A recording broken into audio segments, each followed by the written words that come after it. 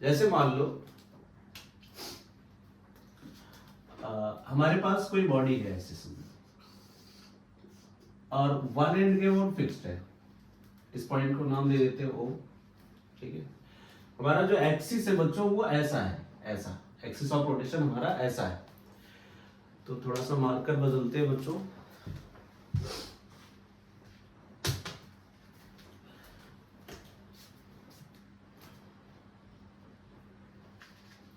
हमारा जो axis of rotation है वो दिखाया गया है O पॉइंट के अबाउट है।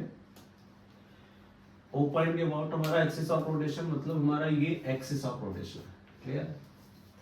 फोर्स ऐसे लग रहा है, ऐसे लग रहा है फोर्स F। ये लेंथ मान लेते हैं कुछ L है, ठीक है।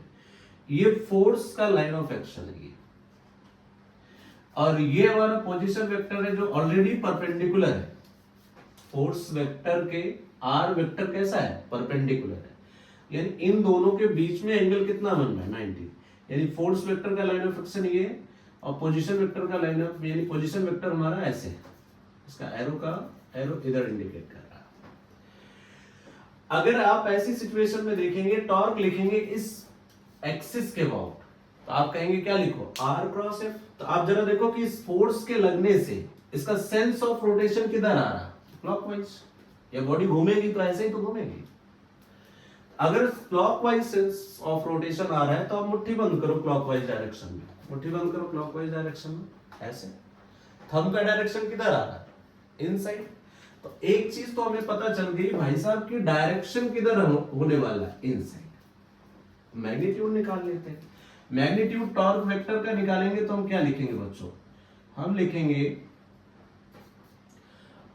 फोर्स यानी R वेक्टर यानी L, F साइन कितना 90, क्योंकि यहां पर जब हम लोग टॉर्क वेक्टर लिखते हैं तो R vector cross F vector में torque vector is equal to आता है RF sine theta. Magnitude n cap हमारा यूनिट वेक्टर होता है जो कि किसको बताता है, डायरेक्शन, इसको रिप्रेजेंट करता है डायरेक्शन। तो डायरेक्शन तो ऑलरेडी अपन ने लिख लिया है। यहां पर बच्चों जो थीटा होता है ये इंपॉर्टेंट है। थीटा क्या है, एंगल है, angle between position vector and force vector, position vector and force vector. मुझे लगता है कि आपको क्लियर हो गया होगा। और छोटा सा सिंपल सा क्वेश्चन है, साइन 90 कितना हो जाएगा 1। तो टॉर्क हमारे पास आ गया बच्चों कितना, FL क्रॉस। क्रॉस का मतलब क्या है, इनसाइड द प्लेन। बिल्कुल सिंपल सा क्वेश्चन था, आपने बना ही लिया होगा। तो बिल्कुल ही सिंपल सा क्वेश्चन था। अब हम थोड़ा सा एक लेवल ऊपर करते हैं, सवालों का लेवल हम धीरे धीरे बढ़ाएंगे बच्चों, जिससे आपकी कनेक्टिविटी बनी रहे, ठीक है। धीरे धीरे हम लोग क्वेश्चन का लेवल बढ़ाते जाएंगे। आप इसको नोट करिए। नेक्स्ट क्वेश्चन देखिए।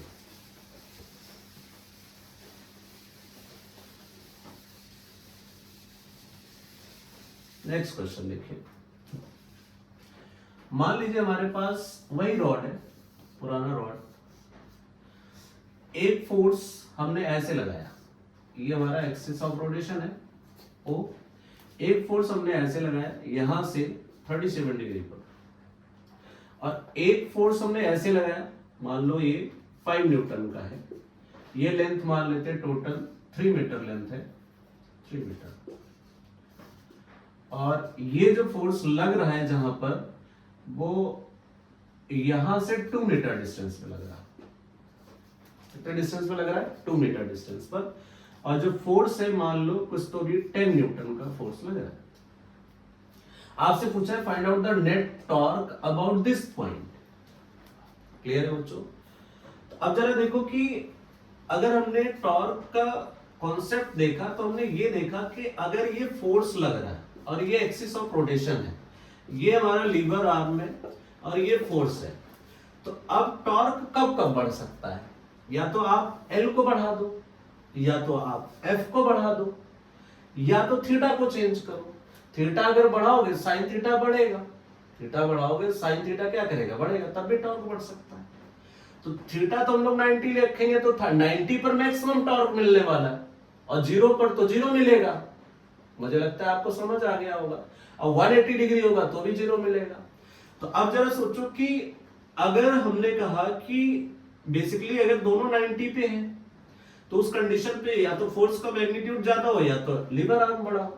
जैसे आपने ट्रक ड्राइवर को देखा होगा तो बड़ा सा रॉड निकालता है और उससे नट खोलता बहुत इजीली खुल जाता है क्योंकि उसको बहुत सफिशिएंट टॉर्क मिल जाता है। आदमी उसमें बैठ के ऐसे थोड़ा सा धक्का मुक्की करता है तब जाकर के नट बहुत इजीली खुल जाता है, अगर आपने देखा होगा तो बेसिकली होता क्या है कि ये जो टॉर्क होता है बेसिकली टर्निंग इफेक्ट दे देता है। तो हमने कहा कि भाई अगर यहां पर एक फोर्स और ले लो बढ़िया सा 1 मीटर डिस्टेंस पर एक फोर्स और ले लो, इसको 2 न्यूटन ले लो।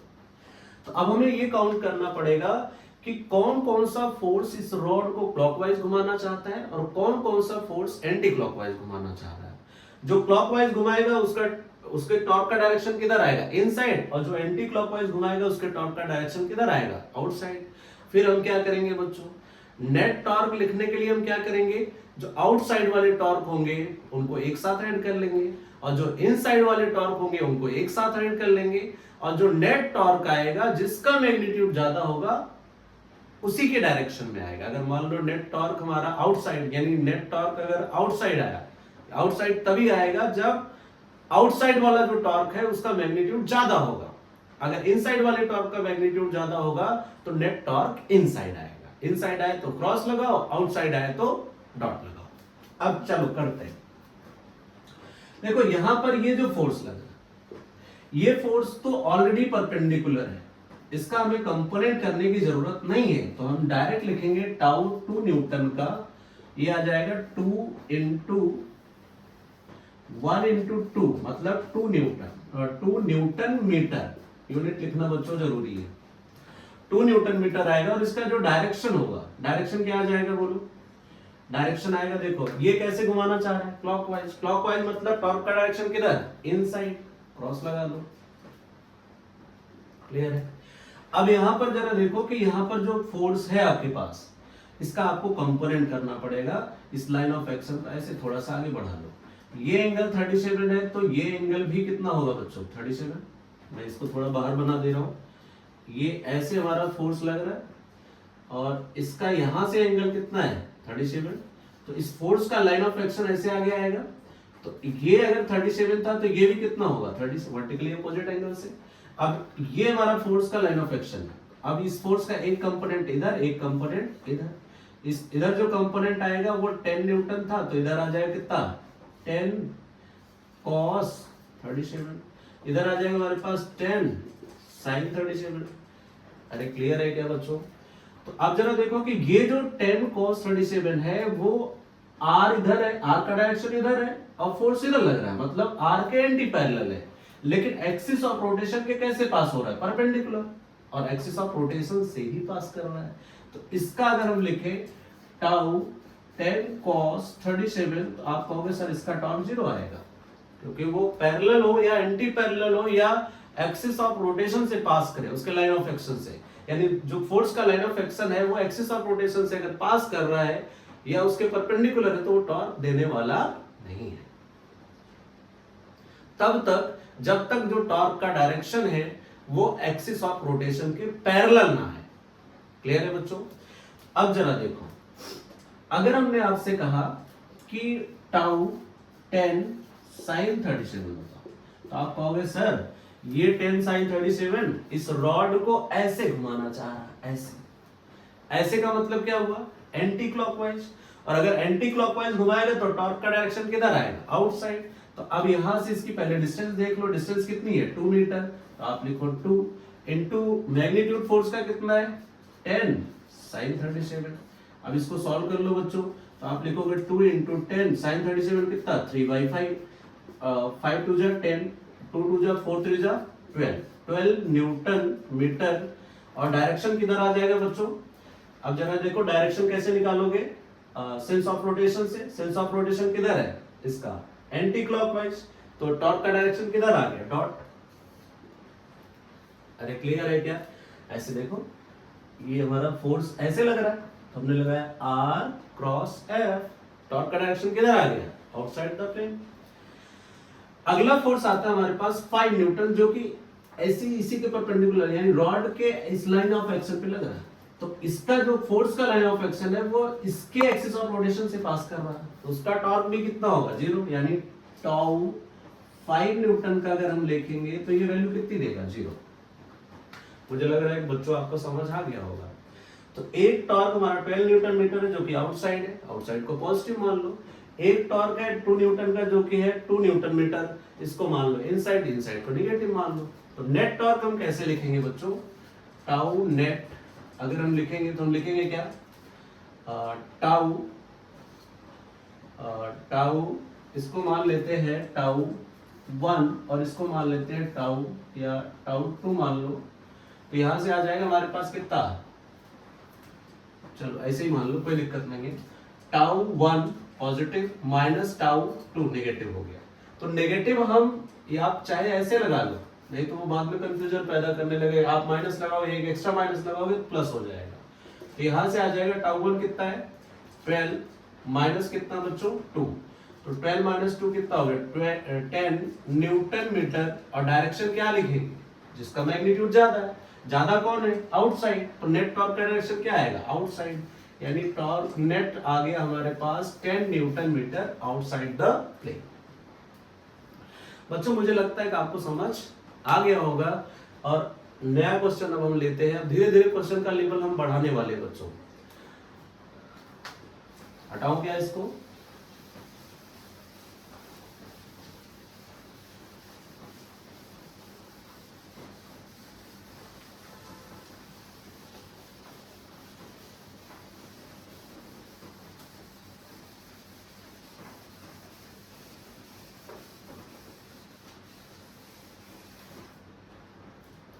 अगला क्वेश्चन है बच्चों हमारे पास। मान लो हमारे पास एक स्क्वायर प्लेट है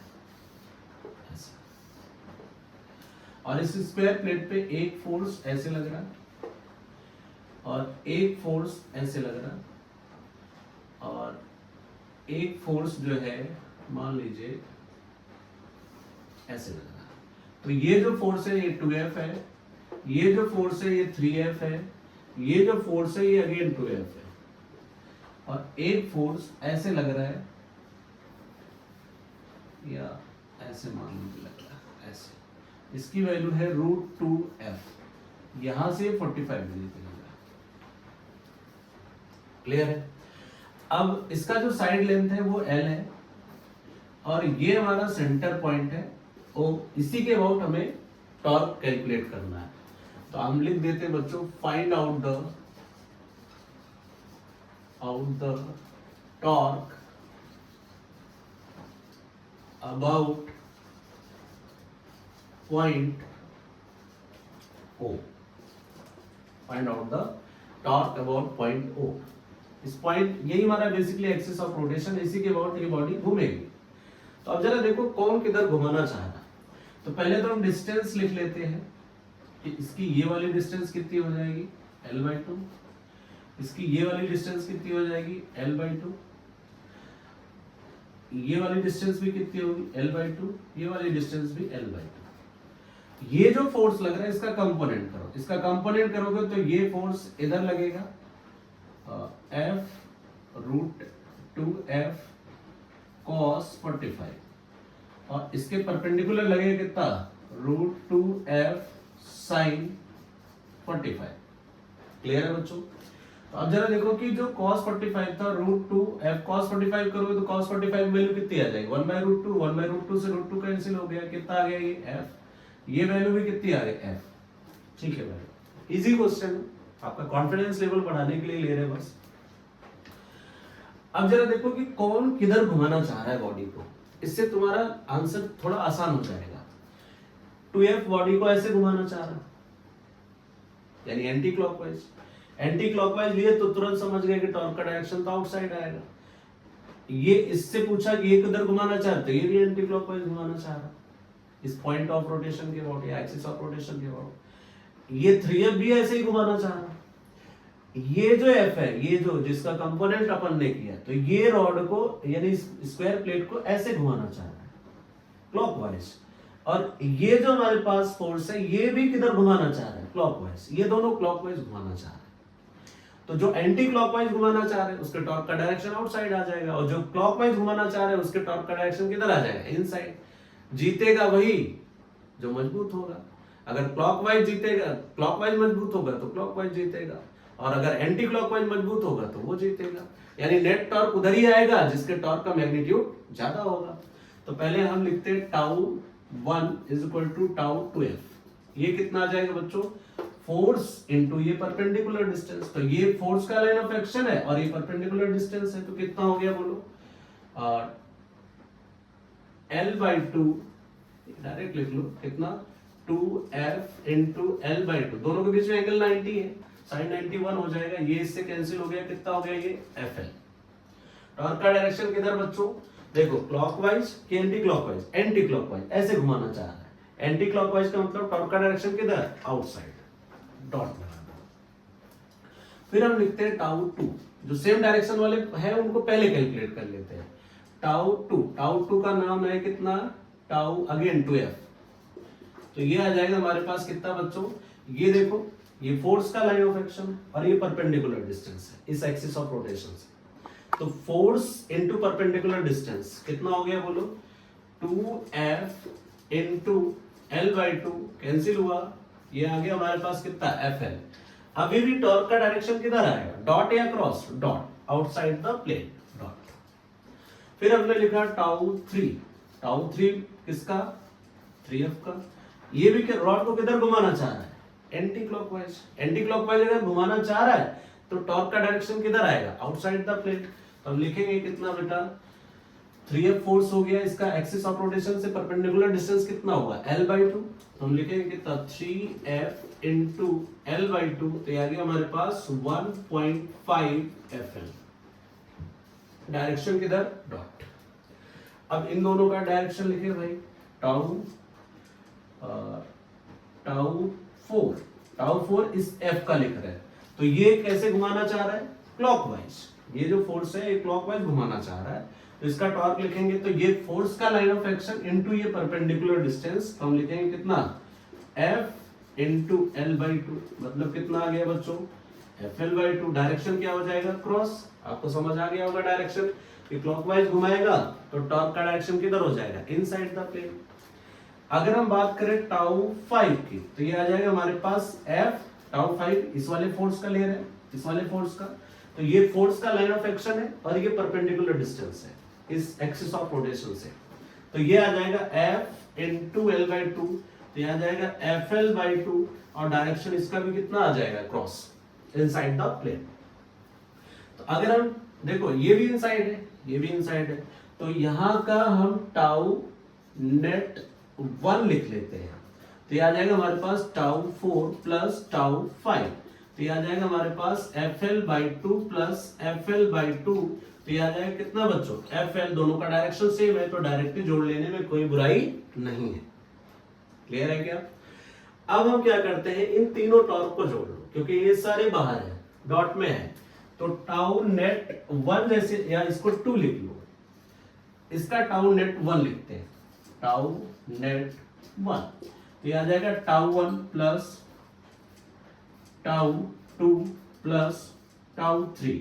तो टाउ 1 कितना है बच्चों हमारे पास, FL plus FL plus 1.5 FL। Clear है क्या। अब इन तीनों को ऐड करें तो क्या आ जाएगा, 2 और 3, 3.5 FL। डायरेक्शन क्या लेंगे बच्चों, डॉट, क्योंकि इस तीनों का डायरेक्शन क्या था, डॉट, मतलब आउटसाइड द प्लेन। अब इसका और इसका नेट लिखेंगे, क्योंकि ये पूरा आउटसाइड द प्लेन है और ये पूरा इनसाइड द प्लेन है। तो फाइनल जो हम नेट लिखेंगे, टाउ नेट फाइनल, वो हम लिखेंगे क्या, टाउ नेट 1 माइनस, प्लस लिखेंगे, अपने आप माइनस हो जाएगा बच्चों, टाउ नेट 2। तो ये आ जाएगा हमारे पास कितना, टाउ नेट 1 कितना है, 3.5 FL माइनस FL। तो नेट आंसर आया हमारे पास कितना, 2.5 FL। और डायरेक्शन क्या लिखेंगे, डॉट। डॉट क्यों लिख रहे हैं भाई, क्योंकि जो जीता वही से करना। यहाँ मजबूत कौन है?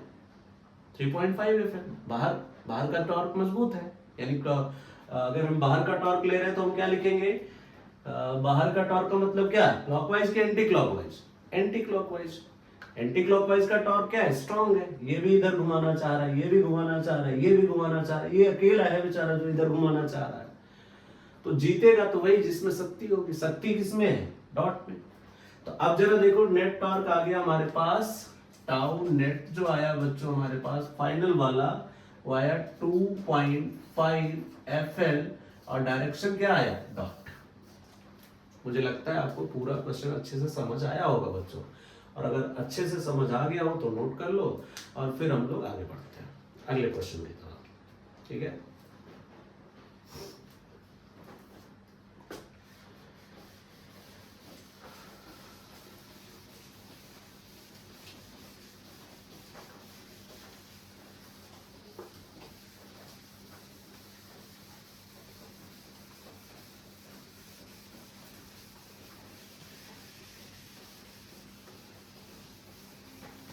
अगला क्वेश्चन बहुत ही प्यारा होने वाला है। मुझे लगता है वैसे क्वेश्चंस आप डील कर ले जाओगे। एक थोड़ा सा और क्वेश्चन करा देता हूं अच्छा सा। जैसे मान लीजिए सपोज दैट ये हमारे पास कोई बॉडी है ये, और ये इसका एक्सिस ऑफ रोटेशन, और इसका जो रेडियस है बच्चों वो r है। r एक फोर्स लग रहा है ऐसे ऐसे, ये जो फोर्स है वो यहां से 30 डिग्री पे लग रहा है ऐसे 30 डिग्री पर। अगर 30 डिग्री पर लेंगे तो ऐसे ले लो, थोड़ा अच्छा रहेगा। ये फोर्स 37 डिग्री पे लग रहा है। ठीक है, ये फोर्स ऐसे मान लो ये 5F फोर्स है, और ये हमारी कोई रिजिड बॉडी है ऐसे, और 5F का जो फोर्स है वो यहां से 37 डिग्री पे लग रहा है ऐसे हॉरिजॉन्टल से, और एक फोर्स जो है वो ऐसे लग रहा है यहां से 90 डिग्री पे लग रहा है ऐसे। इस फोर्स का नाम है F।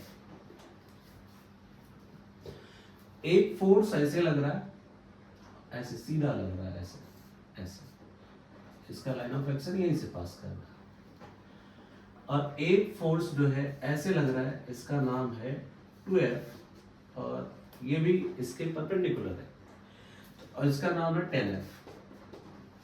ठीक है बच्चों, तो आपको बताना क्या है? इस O पॉइंट के अबाउट नेट टॉर्क बताना है। फाइंड आउट द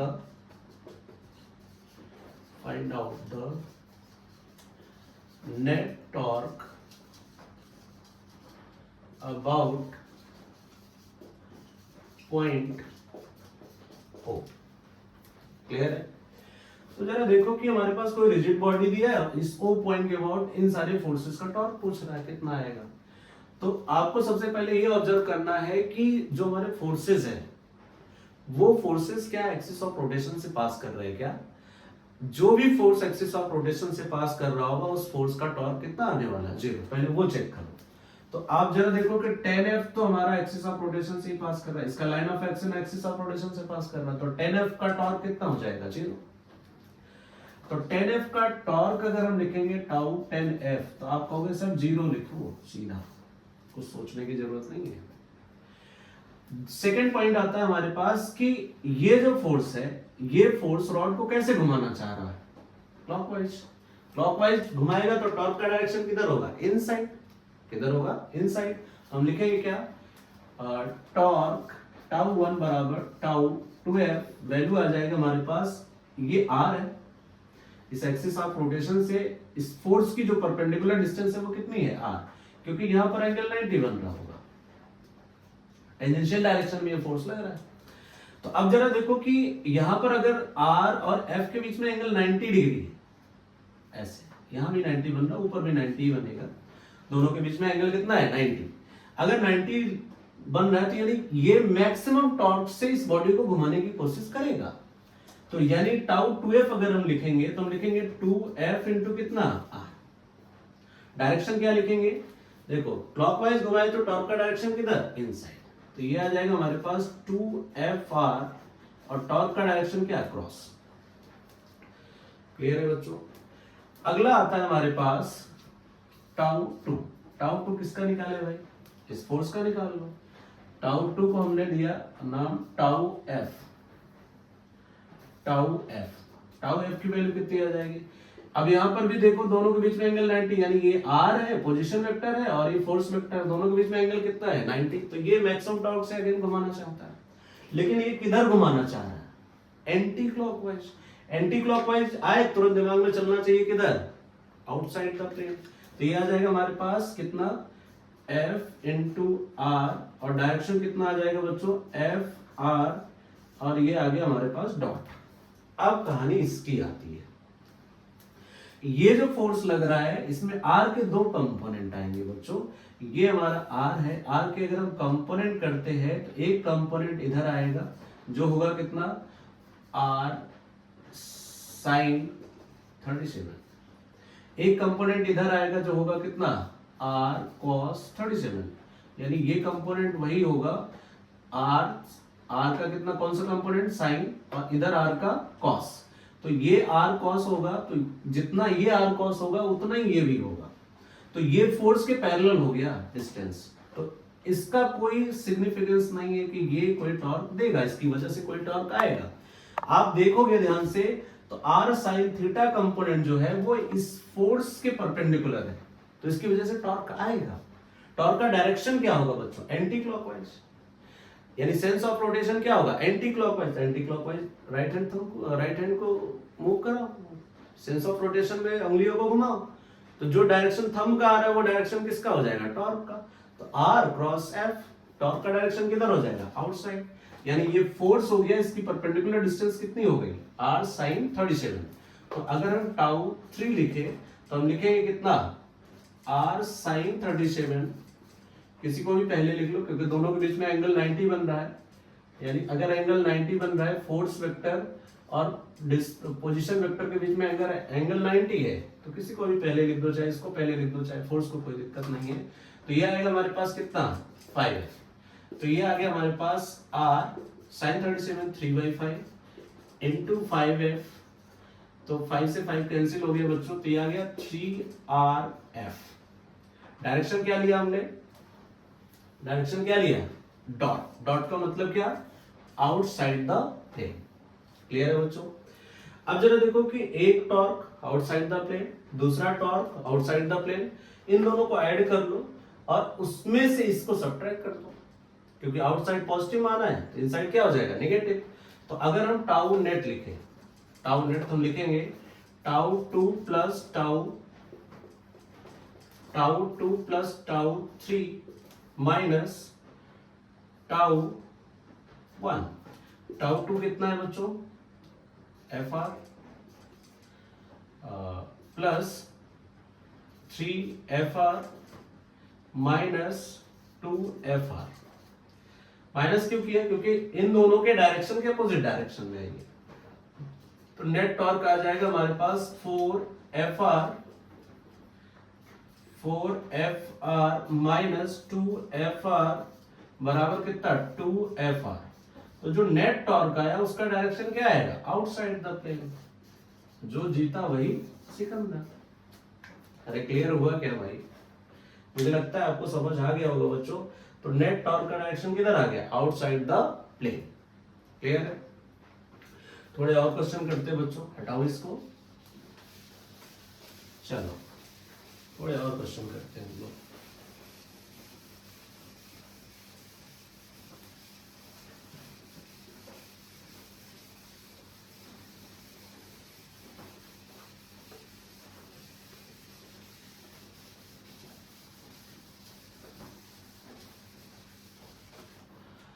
जैसे मान लो कि अगर आपको पोजीशन वेक्टर दिया हो, समझो आर वेक्टर दिया है, ऐसा जेईई मेंस में सवाल पूछा है, तो पॉइंट कोऑर्डिनेट दे करके पोजीशन वेक्टर निकाल करके भी, और फोर्स वेक्टर दिया हो तो आप कैलकुलेट कर सकते हो, और डायरेक्ट पोजीशन वेक्टर दिया हो तो भी आप कर सकते हैं। तो मान लो कि ये पोजीशन वेक्टर है हमारे पास i cap plus 2j cap plus 3k cap, ठीक है। ये जो पोजीशन वेक्टर है वो ओरिजिन के रिस्पेक्ट में है ऐसे, ये ओरिजिन है और इसका जो पोजीशन वेक्टर दिया है वो दिया है जो वहां पर लिखा है आई कैप प्लस 2 जे कैप प्लस 3 के कैप। और यहाँ पर कोई फोर्स लग रहा है ऐसे, इस फोर्स का जो वेक्टर दिया है, फोर्स का जो वेक्टर दिया है बच्चों वो दिया है 3 आई कैप प्लस जे कैप माइनस 2 के कैप, ये दिया। क्लियर? अब आप उन्होंने पूछा कि इस फोर्स का जो टॉर्क होगा वो हमें बताइए विद रिस्पेक्ट टू ओ। इस फोर्स का जो टॉर्क होगा वो मुझे बताइए विद रिस्पेक्ट टू क्या, ओ। तो हमें सिंपल क्रॉस प्रोडक्ट करेंगे। तो आर वेक्टर टॉर्क वेक्टर हम लिखेंगे तो हम लिखेंगे simply R vector cross F vector. अगर वेक्टर फॉर्म में दिया है तो क्रॉस प्रोडक्ट लगाओ, डिटरमिनेंट मेथड से करो चाहे डायरेक्ट भी कर लो। अगर डिटरमिनेंट मेथड से करना चाहते हो तो आपको बॉक्स बनाना पड़ेगा। एक बॉक्स बनाओगे तो कैसे लिखोगे, आई कैप जे कैप के कैप प्लस माइनस प्लस। अब आर वेक्टर पहले लिखो, कितना हो जाएगा 1, इसका मैग्नीट्यूड कितना होगा 1, इसका जे का मैग्नीट्यूड कितना, जे के डायरेक्शन में मैग्नीट्यूड कितना है 2, इसका 3 और इसका लिखोगे एक्स कंपोनेंट कितना 3, इसका 1, इसका -2। यानी आई का जो कोएफिशिएंट है, आई के साथ जो प्रोडक्ट में है उसको आई के नीचे लिखो, जो जे के साथ प्रोडक्ट में है उसको जे के नीचे लिखो, और जो के साथ प्रोडक्ट में उसको के नीचे लिखो। अभी डायरेक्ट भी सिखा देंगे कि कैसे कैलकुलेट करोगे, वैसे आपको आता होगा क्रॉस प्रोडक्ट निकालना। तो बच्चों जब हम आई कंसीडर करेंगे तो प्लस के साथ लेंगे, torque vector is equal to I cap, I को प्लस के साथ लिखेंगे, ये फर्स्ट टर्म पूरा गायब होगा, यानी फर्स्ट रो फर्स्ट कॉलम पूरा गायब होगा। इसका प्रोडक्ट इसके साथ करना है, 2 इंटू -2 कितना हो गया -4, फिर माइनस लगाना है, 1 इंटू 3 करेंगे तो कितना आ जाएगा 3, फिर देखो माइनस है, जे कैप कंसीडर करना है माइनस जे कैप, फिर सेकेंड कॉलम फर्स्ट रो पूरा गायब करना है, बिल्कुल नहीं छूना है।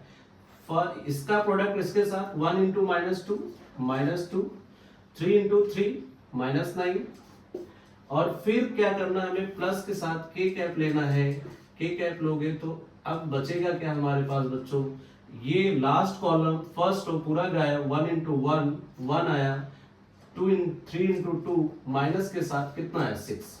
ये आपको सिखाया गया होगा वेक्टर में क्रॉस प्रोडक्ट सबने सिखाया होगा। Torque vector is equal to आया हमारे पास -7 I cap minus plus 11 J cap, और इधर आया -5 के कैप। ये आ गया हमारे पास टॉर्क वेक्टर। कभी ऐसा भी हो सकता है कि टॉर्क वेक्टर का मैग्नीट्यूड पूछ ले, तो अगर मैग्नीट्यूड पूछता है तो आप मैग्नीट्यूड निकालो, स्क्वायर रूट ऑफ -7 का स्क्वायर प्लस 11 का स्क्वायर प्लस -5 का स्क्वायर, तो ये बच्चों आ जाएगा हमारे पास कितना बोलो 49 प्लस 121 प्लस 25। अब इसको सॉल्व करो, एक उठा के इसको दे दो, ये 50 बन गया, 50 यानी 50 प्लस 20 कितना हो गया 170 और 20 कितना हो गया 190, यानी ये आ गया हमारे पास रूट के अंदर 195।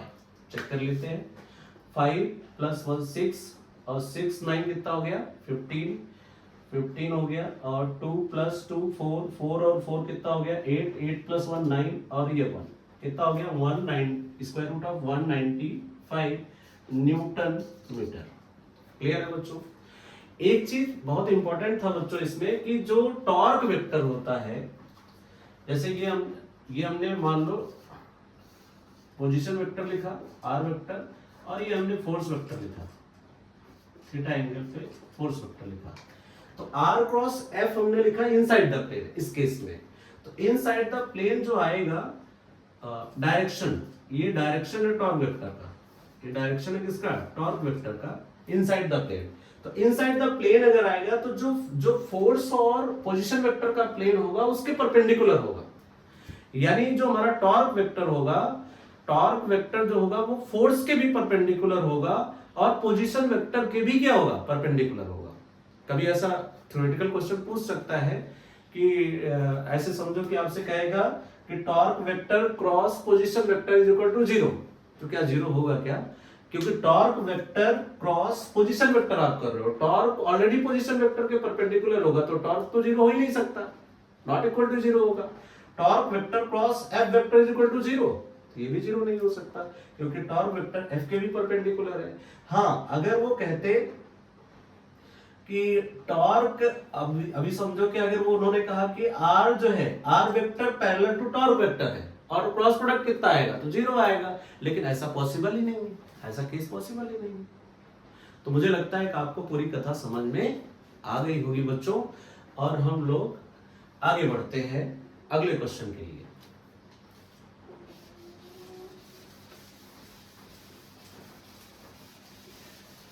अब इसको देखो, डायरेक्ट आप कैसे कर सकते थे, बिना बॉक्स बनाए भी आप इस क्वेश्चन को डील कर सकते थे बच्चों, कि बॉक्स भी बनाने की जरूरत ना पड़े और हमारा काम भी हो जाए।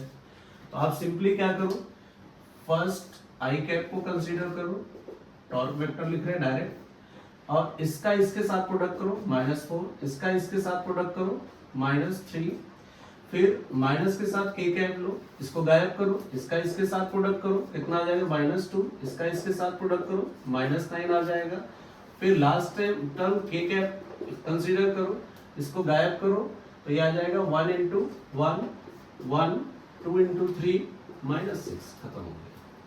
अब देखो इसको सॉल्व करोगे तो ही वैल्यू आएगा, करके दिखाओ।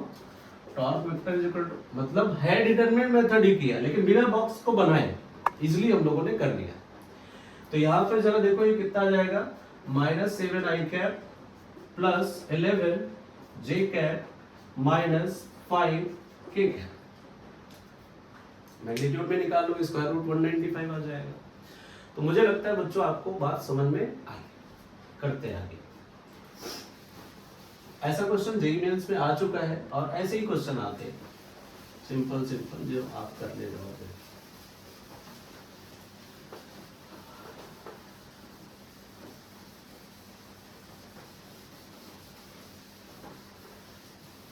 चलो आज यही तक रखते हैं बच्चों। कल के लेक्चर में हम लोग क्या करेंगे, जेईई एडवांस और जेईई मेंस के एग्जैक्ट डेटा वाइज जो क्वेश्चन एग्जाम में आए हैं वही वाले क्वेश्चन करेंगे, ठीक है। और अगर आपने पूरा मुझे सुना है, अभी लास्ट तक वीडियो देख रहे हो, तो आप मुझे एक आइडिया दो कि आप चैनल को सब्सक्राइब कर रहे हो, शेयर कर रहे हो, लाइक कर रहे हो। ये हमें आइडिया तभी आएगा बच्चों जब एक अच्छा सा प्यारा सा आप कमेंट बॉक्स में कमेंट करेंगे, तब हम आपको हाईलाइट भी करेंगे और फिर मुझे भी ये एहसास होगा कि आपने पूरा लेक्चर देखा है और अच्छे से समझा है, तब आप यहाँ तक पहुँचे हो। Thank you so much everyone for watching me.